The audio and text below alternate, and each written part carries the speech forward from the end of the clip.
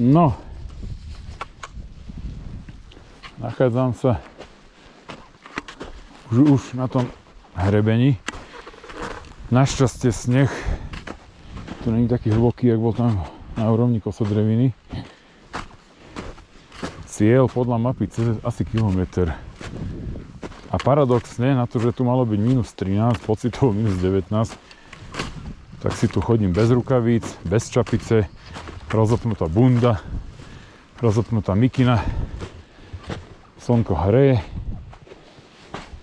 ja si šlapem. Keď to takto pôjde ďalej, hádam som do pol hodiny by som mohol byť aj hore.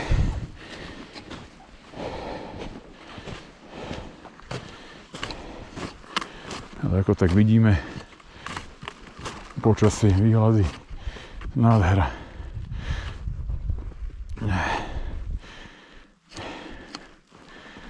Fantázia. Aj Simmering je vidieť, aj Štúlek. Pecka.